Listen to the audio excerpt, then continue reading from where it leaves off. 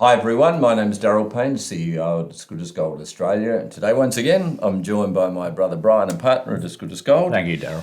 And today we welcome back a returning guest, a special guest. He's an icon in the precious metals and financial space. We speak of none other, of course, than the one and only Bill Holter from jsmindset.com. Good morning, Bill. Morning, Bill. Good morning. Thanks for having me, guys.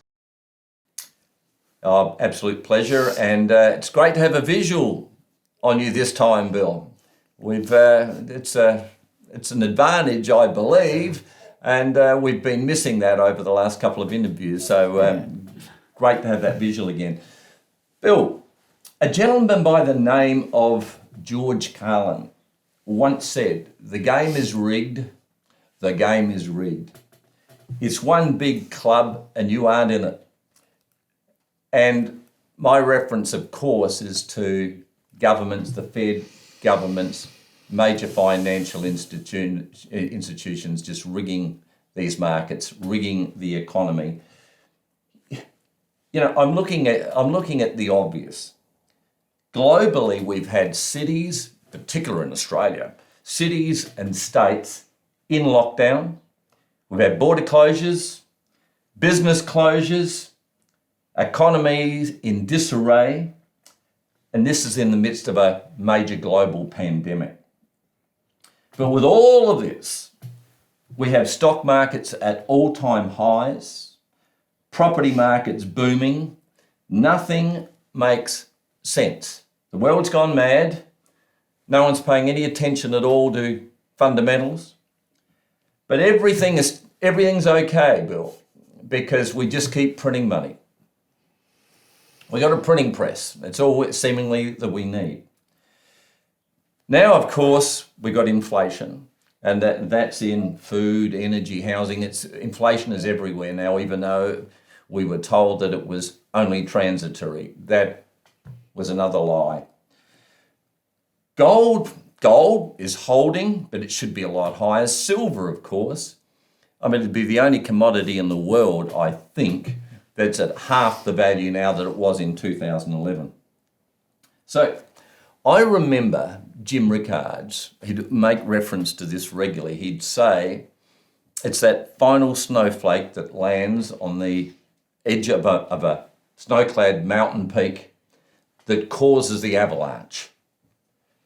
My question to you, Bill, is, when do you believe that last snowflake is going to fall and create the avalanche that we know is about to come? Obviously, I do not have a crystal ball. When you ask me when, what I'll tell you is it's happening before your very eyes.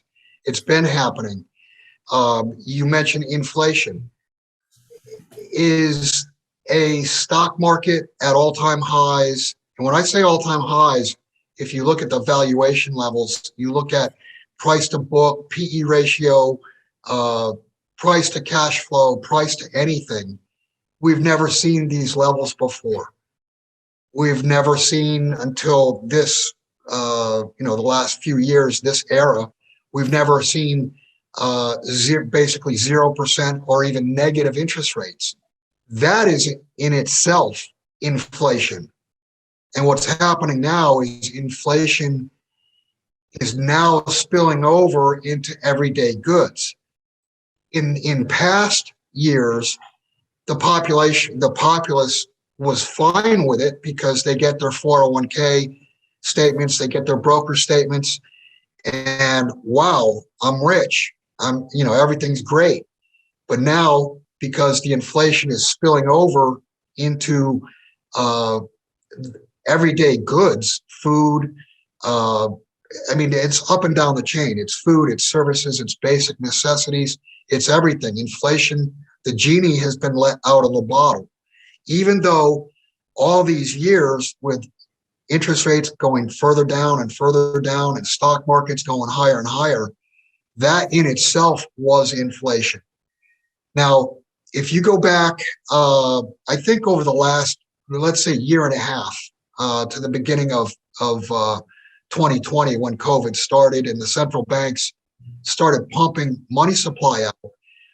In the US, I think 35% of all dollars outstanding now have been printed in the last 18 months.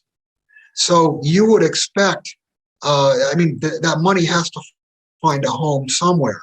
And what did it do? It went into stock markets. The stock market doubled. Real estate prices have exploded, but they're at levels that are completely unsustainable. So it's not surprising that we've seen this blow up based on what they've done with the money supply, but there's ramifications to what they've done, and that those ramifications are they let the genie out of the bottle, and now they've let the average person see that the system is cracking. When I say cracking, just go to the grocery store. There are goods that you can't find. Trying to say inflation's 5%. No, inflation's more like 10%, 15%. I think John Williams is up at 20%, shadow stats. And that's the way they used to they used to calculate inflation. John Williams is just mimicking that, and he's got a number that's triple or more than what they've done now, because they've completely bastardized the tabulation of inflation. So to tell you when, all I can say is it's happening before your eyes.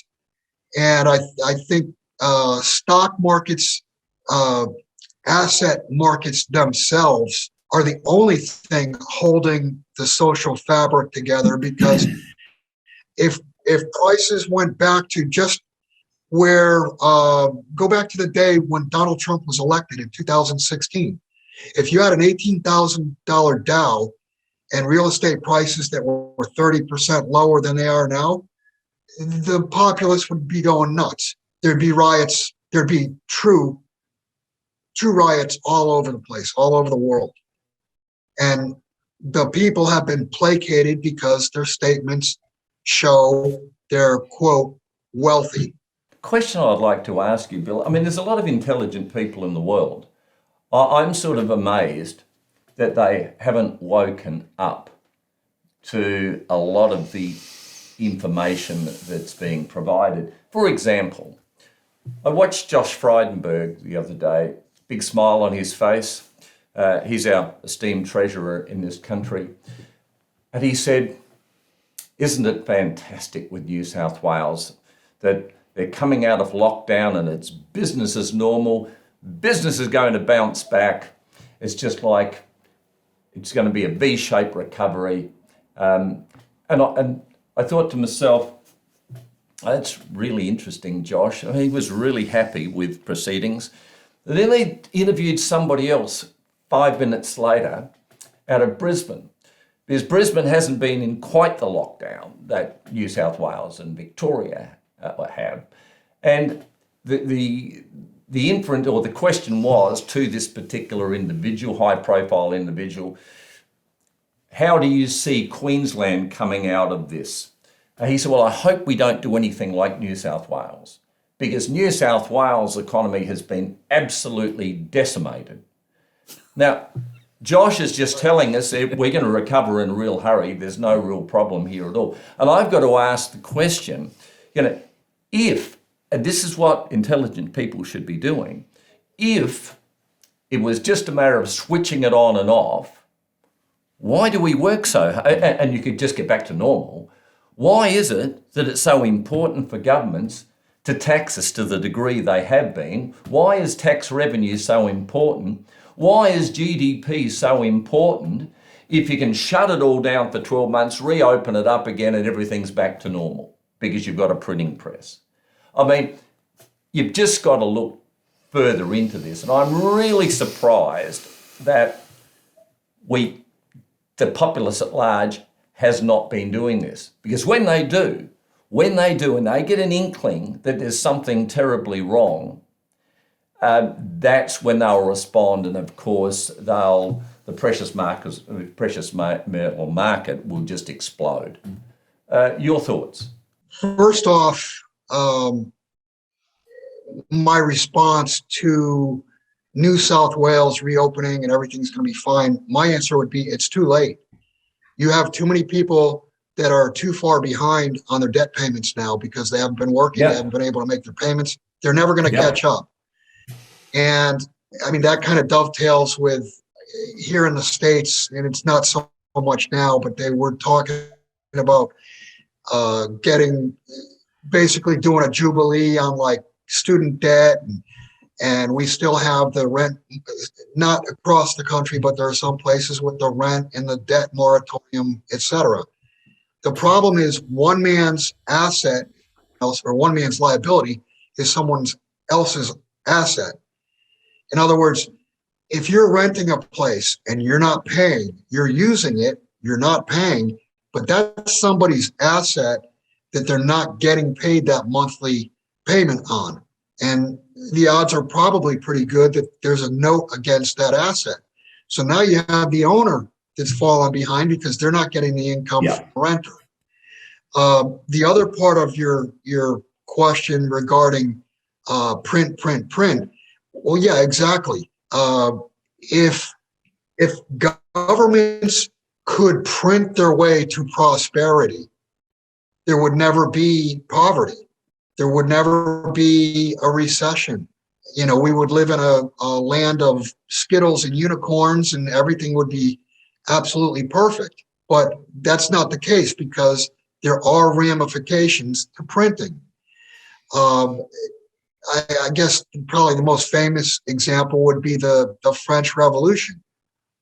You cannot create prosperity with a printing press. And that's a good question. Why do people have to pay taxes if they can just print the money, if it's free? The answer, of course, is it's not free. And the real answer is even if they could, even if it could create prosperity, it's a way to keep their thumb on the population, keep people down, keep people from bettering themselves by charging taxes. Yeah. Bill, I noticed, I heard that you didn't have that crystal ball, and I don't know why you don't have one. I mean, you're a very powerful person in the financial fields, but It broke. yeah, it broke. With all the items that we have mentioned that are going up in price, and obviously there's two that is not, but there's an inkling out there, and certainly in the last 2-3 weeks, but we all know that it can change to the drop of a hat. But getting back to gold and silver, we've had an inkling that it's starting to rise. We're starting to see some movement there, but it's way down from where it should be compared to other resources like gold, grains, farm fertilizers, shipping containers. When do you think, is there a time, do you believe that we're at the bottom and from this point onwards that we may see some good rises in the US prices of gold and silver? It was just 2 weeks ago that we had the smash, the $1 in a day smash on the COMEX. Understand that in 30 minutes time, $1.6 billion of paper contracts were sold. That represents roughly 10% of global production. There is no $1.6 billion hoard of silver anywhere in the world that could be sold like that. And even if there was, the trader who pushed the button would be unemployed. And he'd be unemployed because what did he do? A trader is supposed to try to sell and get the best price possible. And what they did was they hit the price for 4 or 5%. And that's a function of painting the price, painting the tape, painting the chart, whatever you want to call it. At some point in time, and again, I don't have a crystal ball. I can tell you that supplies are getting tighter and tighter. Silver is definitely tighter from a retail standpoint. What will happen at some point in time, there will be a failure to deliver. In other words, all of these contracts that are outstanding, for gold, I think the number is 90 to 1. For silver, I think it's 300 to 1 as far as the amount of contracts outstanding for every 1 ounce of gold and 1 ounce of silver that actually exists. There are so many.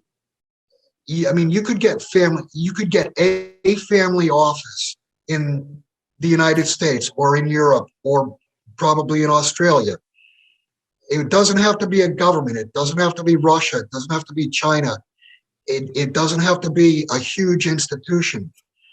I mean, what I'm getting at is with just, I don't know what the number is, maybe $3 billion, $5 billion, you could blow the entire system up by buying the contracts and saying, no, I'm not taking cash delivery. I want the metal. It's a contract you perform on the metal. And what I'm telling you is at some point in time, there will be a failure to deliver. And that'll be the end of the COMEX. That'll be the end of the LBMA. All the paper contracts will basically become worthless. And I could envision a scenario where physical gold and silver are rocketing up in price at the same time COMEX price is crashing. That could possibly happen simply because the contracts are being sold off to get dollars, if you will, because it turns out the contracts are fraudulent and people are bailing out. Yeah. So just understand that the COMEX and the paper contracts are the tail. The physical market is the dog itself. And in no real world does a tail wag the dog forever and ever. And a failure to deliver will display which one's the tail and which one's the dog and which one's going to actually price the product. Yeah. So it sounds like we throw away the crystal ball and we look at common sense will prevail. That's what the bottom line will be. Yeah. That's what you have to do. In today's world, it's so hard to know. I mean, you read an article, you have to vet the article. You watch an interview, any information that you get, you have to verify for yourself that it's real. It has to pass the bullshit test. Well, this might lead me into my next question. We've done a few interviews before, and I will say to our clients that I'm not a great cryptocurrency fan. I do see that the blockchain is a very effective method in the computerization of money. But I just want to have your thoughts on this, Bill. I was watching a film the other night. It's the second time I watched it because I purposely watched it the second time just to get my head around it. And the film is called Tulip Fever. And this film, the year was set around 1634 in Holland. It was about setting the price of a rare tulip, which was white with vertical crimson lines. Now, the higher prices were achieved by gambling that a greater fool would bid a higher price. Does that sound familiar with today's cryptos? So how do you judge value? The word here is value compared to finding and mining an ounce of gold. Now, an ounce of gold, just to get it out of the ground, is $1,200 an ounce, right? A crypto, as I see it, is a press of a button. So there's two different values here. What's your thoughts there, Bill? Well, there is an electricity cost. There's a computer cost, if you will, to crypto mining.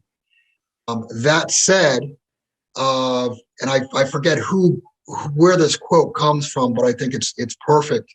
Is that crypto is an absolutely perfect accounting system. The problem is it's a perfect accounting system of nothing, and that's what, in my opinion, that's what Bitcoin is. Just a couple of days ago, Jamie Dimon, the head of JP Morgan, came right out and said he believes that Bitcoin crypto is worthless. I agree with that. And I guess to put it in perspective, if you look around and you see values, just stupid values. I mean, for instance, we're to the point now where blank canvases are being sold for $250,000 because can't you see the beautiful picture? Statues that don't exist. They're made out of air. Statues going for $400,000.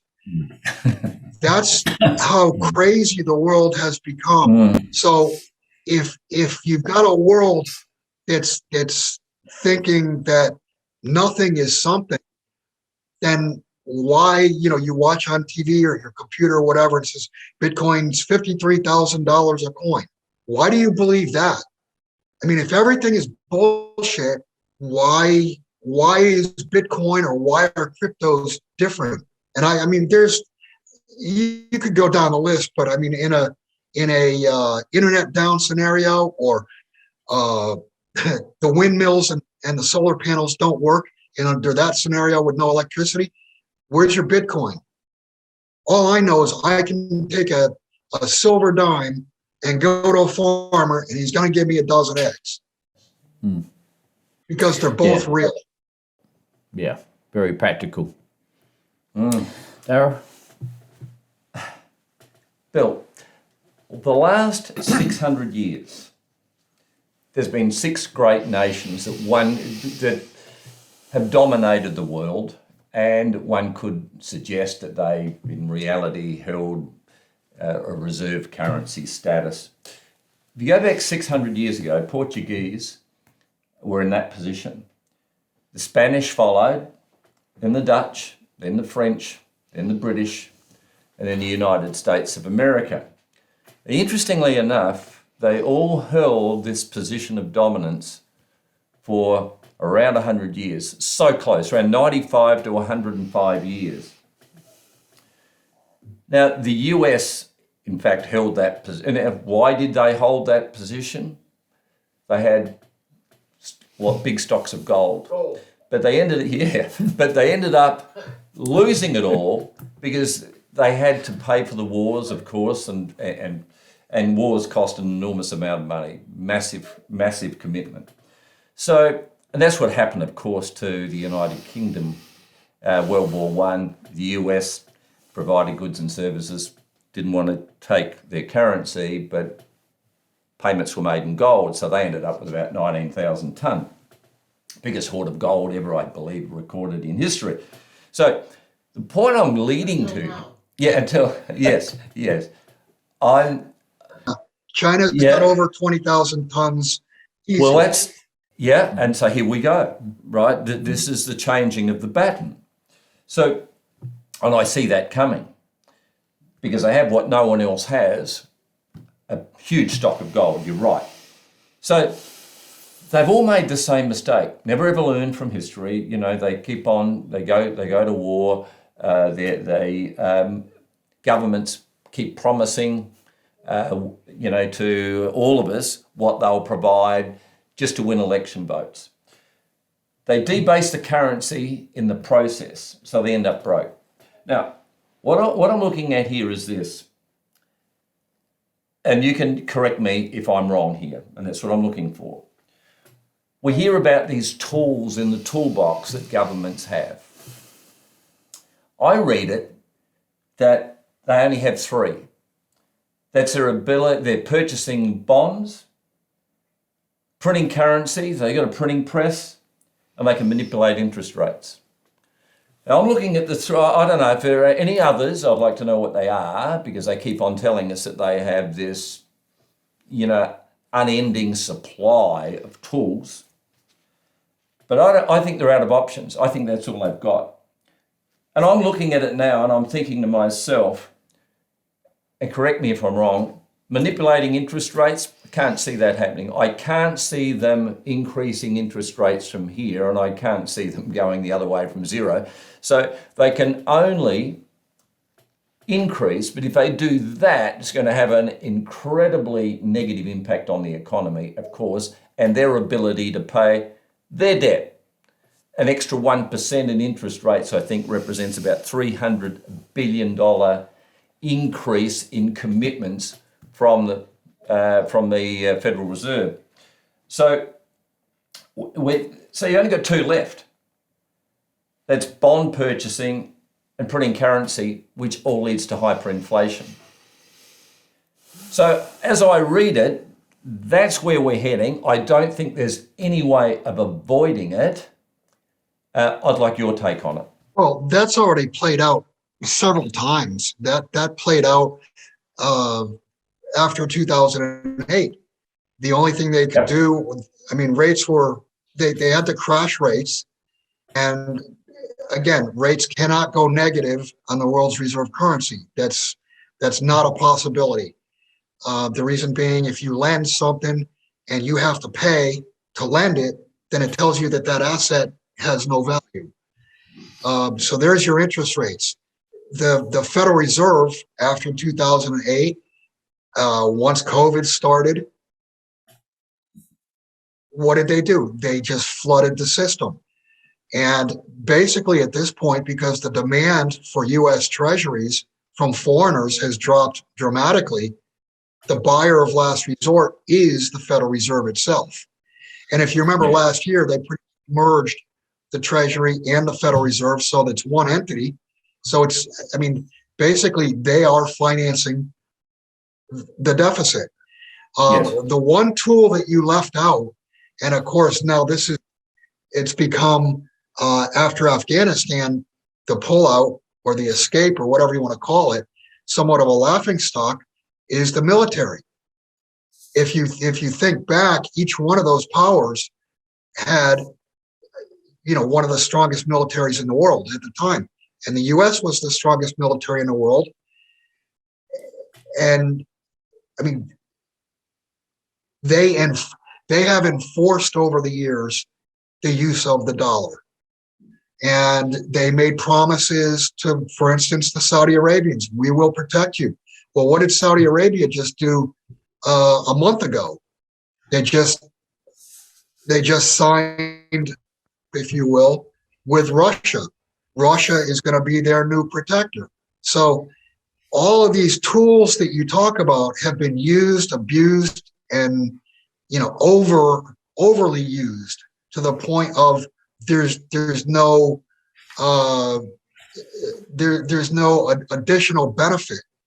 I mean, interest rates have only one direction to go, and that's up. If you have an inflation rate of 5%, and that's the official number, 5.4, the real number's 10%, 12%. John Williams is up close to 20%. The way they used to tabulate inflation. How much sense does it make to have a 30-year Treasury under 2.5%, or a 10-year Treasury at 1.5%? It makes zero sense whatsoever. Where is the real demand for U.S. Treasuries? The answer is there is none. So what you're saying is we're really doomed. The point I'm trying to make is it's over. The whole game is over. It's just a question of people pulling their head out of the sand, looking around and going, "Oh wow, it's over." Yeah. I mean, it's happening. It's happened. Bill, I agree. Yeah. I agree. People have just got to wake up.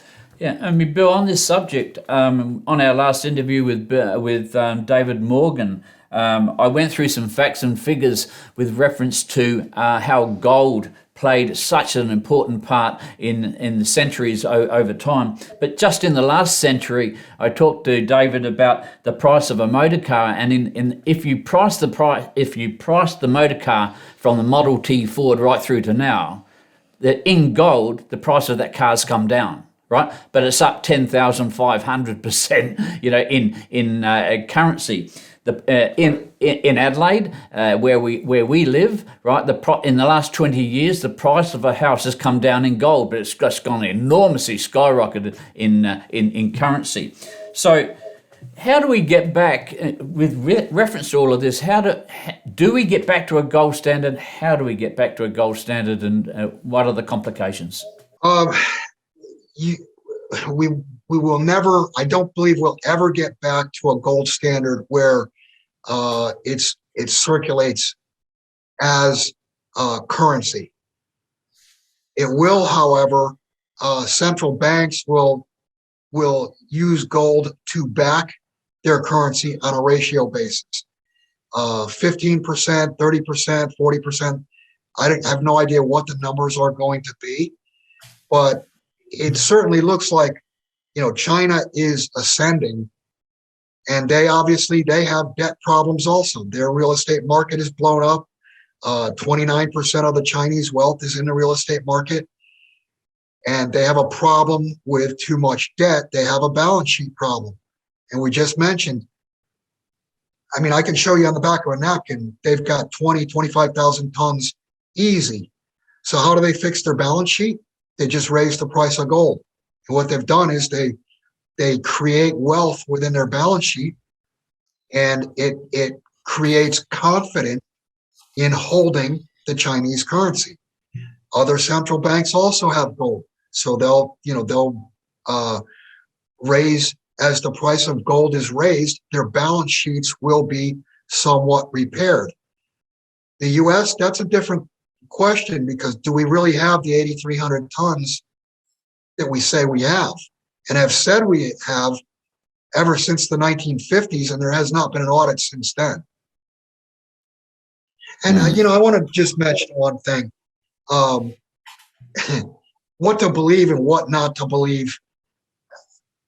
I don't know if it's this way in Australia. I imagine it is, but here we live in the United States, and you got people running around saying that there's 57 genders. I mean, in my world, there's only bulls and there's only cows. And if they want you to believe that there's 57 genders, and they want you to believe this, that, this has that value and this has that value. Really? It just, the world is so far. And the reason I'm bringing this up is because you're saying, people need to wake up. I think inherently or innately or whatever, people understand, yeah, there's two genders, and there's something really wrong with what's going on in the world today. What it'll be that wakes people up, who knows? Maybe it's a chemtrail of smart dust or something that comes down. I have no idea, but there is going to be a grand awakening. And it wouldn't surprise me, if it's asset markets falling apart, and all of a sudden people go, oh, wow, I'm not as rich as I thought I was. And they find out their market's closed and there's no food, and, the tyranny trap is being shut. I did an interview a couple, I think it was 3 or 4 days ago, and I said, every morning that you wake up, you're only 72 hours away from anarchy.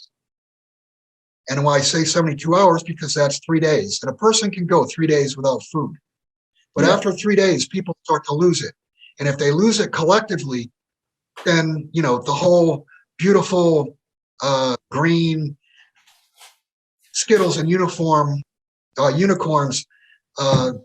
whole dream is gone.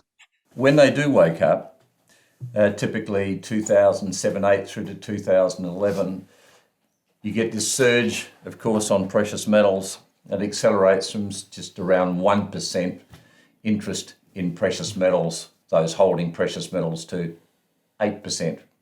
And then there's not a financial institution, a banking group that can impact or influence that from continuing to surge. It's just too big for them at that point. The demand is so huge. So all of this stuff continues. I have a question for you too. I'm seeing it in my own personal business over the last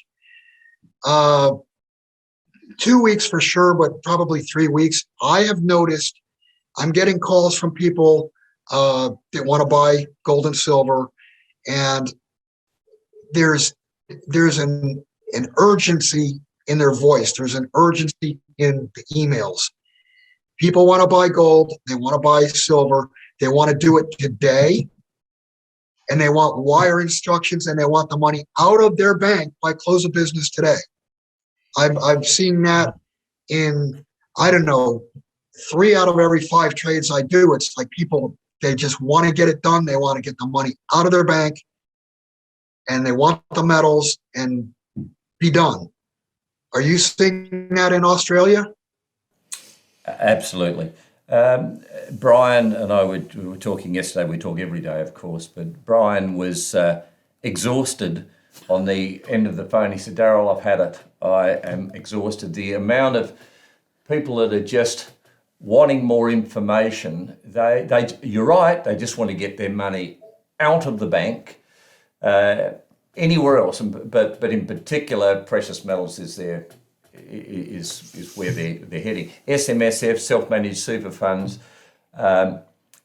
the demand for them has increased dramatically, and the referral rate that we're getting at the moment is massive, isn't it? It's massive. It's last month was our second largest month in all time of as good as gold, and so many referrals coming back. They just want to convert. They just want to convert their currency into something more realistic, gold and silver. So we're feeling the same thing, Bill. Exactly the same thing. Yeah, they're scared. This is the point, Bill. I find really smart people who are just opening up and saying, we're scared. I was speaking with a gentleman the other day who said that he had $1 million invested in a long-term deposit, and he said that his return on that was $3,000 a year. $3,000 a year. Now you're talking about $1 million and a retirement income. Self-funded retiree. How'd you be? 3,000. It's just chaotic. That's it. Yeah, that's it. Keep this in mind, and I've said this many, many times. Even when I was a stockbroker back in the 80s, 90s, and early aughts. Fear is a far greater emotion than greed. Yep. Yeah. Yeah. I'm telling you this is markets go down faster than they go up. Yep. Stock markets, paper markets go down based on out of fear, they go down faster. And of course, you've got the financial leverage. But on the other side, gold and silver will go up parabolically straight up based on fear. Yes. Yeah, Yes. No, that point. Yeah. I agree. It's very powerful fear. But we've experienced it every time there's great fear. You see gold and silver skyrocket. Oh, sure. Yeah. Sure. Bill, with reference, my last question to you, with reference to that last snowflake, Jim Rickards, I'd like your impressions on Evergrande. Evergrande faces debts of around $400 billion. That's with a B, billion. They missed the third round of bond payments on Monday. It will be formally declared in default if it doesn't meet its October 18-19 payment deadline. Another Chinese developer, Fantasia Holdings, can't pay their debts and missed a bond payment of $206 million. Fantasia's shares were just recently suspended.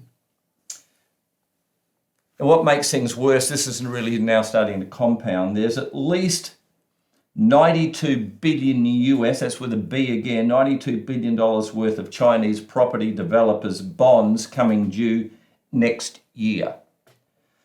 Property sales in the top 30 Chinese cities plunged 31% in September from a year ago. Now, Bill, the $5 trillion Chinese property sector accounts for around a quarter of the Chinese economy. So my question to you, 49%. right. So will the government bail them out? Or will they allow them to fail? Either way, there are serious ramifications from this outcome. Your take. Okay.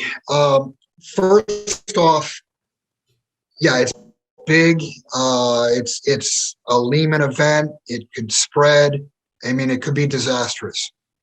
But understand that it didn't just happen.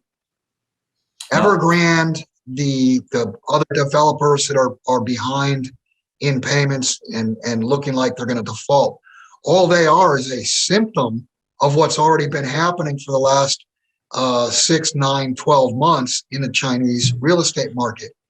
Volume has fallen off a cliff.